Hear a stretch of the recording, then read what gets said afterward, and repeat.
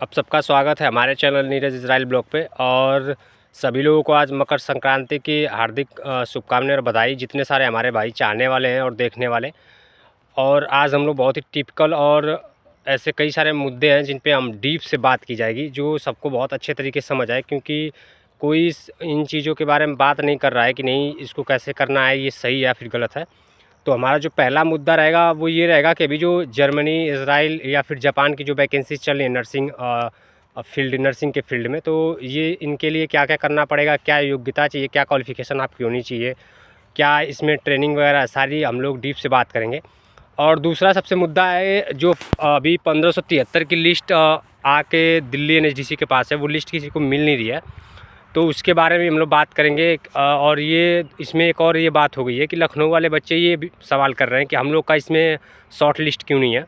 और तीसरा हमारा पॉइंट रहेगा फ़्लाइट कब है और कब तक हो सकती है। और ये जो पूना की जो दूसरी लिस्ट की बात चली या फिर लखनऊ की जो दूसरी लिस्ट है, ये आएगी या नहीं, इसके बारे में भी आज टोटल हम लोग बात करेंगे। तो सबसे पहले हम बात कर लेते हैं जो जर्मनी हो या फिर जापान है या फिर इजराइल की जो नर्सिंग के फील्ड में भी वैकेंसी चल रही है। लगभग जो है कि इज़राइल की 5000 और जर्मनी की कुछ वैकेंसीज़ है और जापान की भी है। तो देखिए, अभी जो इज़राइल की वैकेंसी है या फिर जर्मनी की जो वैकेंसी है या नर्सिंग असिस्टेंट के लिए, तो इनका जो है कि प्रोसेस बहुत लंबा है और बहुत ज़्यादा खर्चा इसमें हो जाएगा।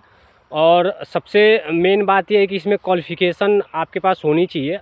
आप नर्सिंग के फील्ड में कोई भी डिप्लोमा किए रहेंगे तभी आप अप्लाई कर सकते हैं, चाहे वो मेल हो चाहे फीमेल हो। तो आपको कम से कम GNM, ANM, D pharma, B pharma, फिर बीएससी नर्सिंग होना चाहिए आपके पास में। और जीडीए भी रहेगा तो हो जाएगा, जो ड्यूटी जनरल ड्यूटी असिस्टेंट होता है उसका भी रहेगा तो चल जाएगा। तो ये सारी बातें आप लोगों को कोई बताएगा नहीं, सिर्फ लोग ये बता रहे हैं कि नहीं जर्मनी, जापान और इजराइल की जो है कि वैकेंसी आई हुई है और इसमें अप्लाई करें। तो आप लोग को भी ये जानकारी होनी चाहिए कि इसमें सारे लोग अप्लाई नहीं कर सकते। जिन लोगों के पास डिप्लोमा या डिग्री है वही इसमें अप्लाई करेंगे। और इसका जो प्रोसेस है बहुत लंबा प्रोसेस है इसका, जो कि आपको जैसे जो जर्मनी के लिए अप्लाई करेंगे उनको जर्मन भाषा की ट्रेनिंग लेनी पड़ेगी आपको। और आपको ट्रेनिंग भी दी जाएगी, पहले ट्रेनिंग दी जाएगी, उसके बाद आपका जो है कि फॉर्म सबमिट किया जाएगा, क्योंकि आपको भाषा आना अनिवार्य है, चाहे वो जर्मनी की हो या फिर जापान की हो।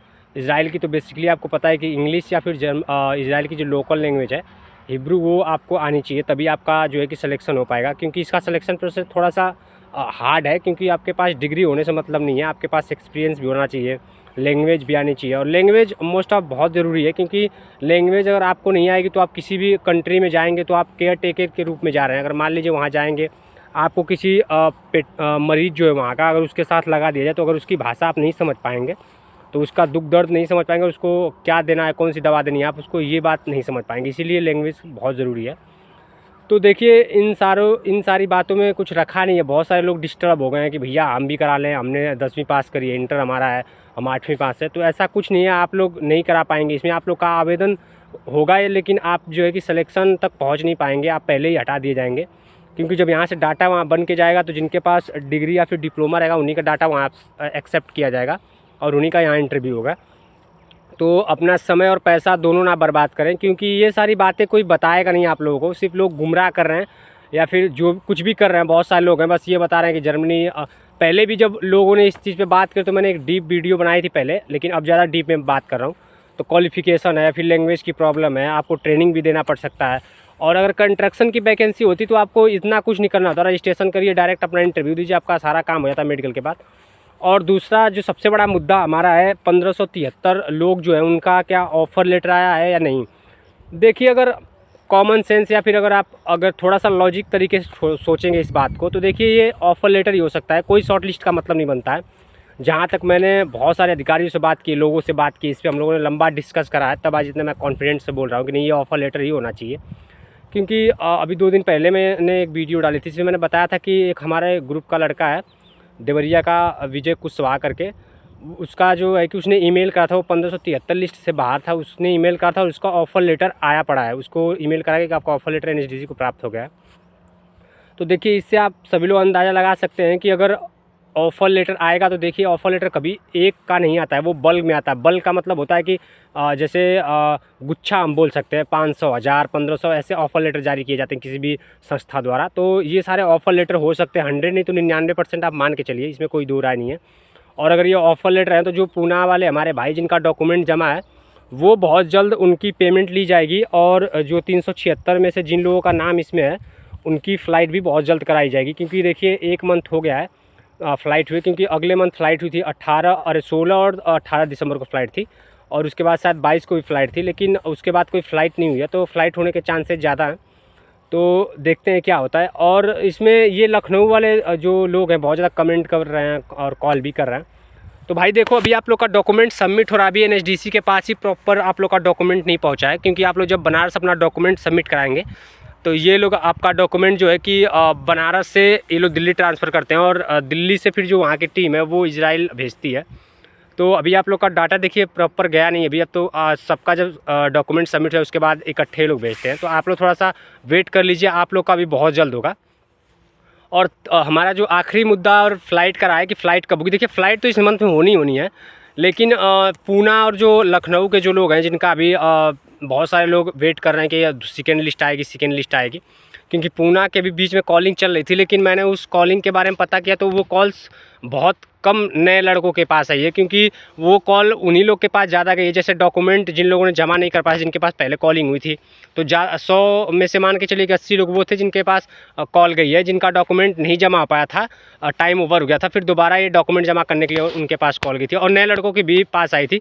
तो देखिए ये मान के चलिए कि वो सेकेंड लिस्ट बहुत कम उम्मीद है आने की, आ भी सकती है। लेकिन मेरे हिसाब से जब ये कॉलिंग हुई अगर दूसरी लिस्ट की हुई है नए बच्चों को, तो एक ही बार कॉलिंग करके ये लोग ख़त्म कर देते। बार बार कॉलिंग करने का कोई मतलब नहीं है, क्योंकि डाटा जो है कि सबमिट कराने में बहुत टाइम लगता है एक स्थान से। फिर क्या यहाँ पे लखनऊ का भी डाटा सबमिट कराना है, तो देखिए क्या होता है। और जिन बच्चों का 1573 लिस्ट में नाम है और वो लोग लिस्ट में हैं और जो लिस्ट से बाहर हैं, तो आप लोग देखिए पेशेंस रखिए, क्योंकि दूसरी लिस्ट भी आ सकती है। क्योंकि कई सारे लोगों के पास बात करी है मैंने, और देखिए हर बार आईडियो लगाना ज़रूरी नहीं होता, कभी कभी ट्रस्ट भी करना चाहिए कि नहीं, बात हम लोग करते हैं। मैं अगले वीडियो में बिल्कुल लगाऊंगा सारी बातें। तो देखिए बात हुई और उन्होंने स्पष्ट तरीके से कहा है कि सेकेंड लिस्ट आ सकती है। क्योंकि देखिए हमारी एक बार मनदीप राय से बात हुई थी, तो उन्होंने कहा था कि देखिए पुराने बच्चे जो रुक गए हैं, जिनकी आरपीएल ट्रेनिंग नहीं हुई थी या फिर स्किल टेस्ट नहीं हुआ था, तो उनको हम लखनऊ और पूना वाले बच्चों के साथ इंक्लूड करके भेजेंगे, थोड़ा थोड़ा अटैच करके। वही हुआ है, तो देखिए थोड़ा सा वेट करने की ज़रूरत है, होगा सबका काम।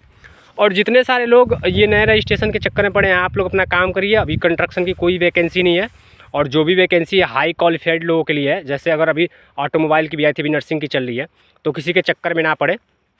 और एक सूचना और है, जितने सारे लोगों का 1573 लिस्ट से बाहर है, कि आप लोग साथ बने रहिए। बहुत जल्द हम लोग मंत्री से मुलाकात करने वाले हैं इसके मामले में, कि नहीं इन बच्चों का क्या होगा जो पुराने बच्चे रुक गए हैं। तो आप लोग साथ रहिए और ग्रुप के साथ जुड़िए, ताकि हम लोग जब मंत्री जी के पास अगले बार जाएं इस बार, तो बहुत ज़्यादा संख्या ना हो, लेकिन जो लोगों का डाटा हो हम लोग के पास ज़्यादा हो, ताकि हम लोग जब ज्ञापन दें तो मंत्री जी को लगे नहीं इतने सारे बच्चे रुके हैं। तो आप लोग बिल्कुल साथ रहिए। और इतनी बस इन्फॉर्मेशन है। और एक बात और फिर से कहना चाहूँगा, जितने सारे दोस्तों को अगर लगता है कि नहीं हम लोग सही इन्फॉर्मेशन देते हैं या फिर सही बात आप लोग तक हमारी पहुंचती है, तो आप लोग बिल्कुल हमारे साथ जुड़िए और चैनल को सब्सक्राइब करना ना भूलिए, और शेयर बिल्कुल करिए, ताकि जो लोग इतना परेशान हैं उनके पास ये वीडियो पहुंचे। क्योंकि देखिए हमारा मकसद यही था, हम लोग जब ये यूट्यूब चैनल मैंने स्टार्ट करा था, कि लोगों की प्रॉब्लम को सॉल्व किया जाए। क्योंकि देखिए बहुत सारे लोग सिर्फ गुमराह करने में लगे हैं, कि नहीं लोगों को बस गुमराह किया जाए, बाकी कुछ डीप इन्फॉर्मेशन देते नहीं है। तो इसीलिए आप लोग से अनुरोध है कि साथ में जुड़िए, आप लोग की पूरी हेल्प की जाएगी, आप लोग की पूरी समस्या सुनी जाएगी। और जिन लोगों ने अभी तक ईमेल नहीं किया है एनएचडीसी का, जो मैंने ईमेल आईडी दी अपने डिस्क्रिप्शन बॉक्स में, तो वो लोग जाके अपना ईमेल कर सकते हैं, उस पर आपको बिल्कुल जवाब मिलेगा। तो ठीक है भाई, सबको राम राम। और आज जो फेस्टिवल इसका सभी लोग एंजॉय करिए, अच्छे से रहिए, और ये साल बहुत अच्छा गुजरेगा मुझे जहाँ तक उम्मीद है, जो लोग रुके उनके लिए। तो ठीक है, सारे लोगों को राम राम भाई।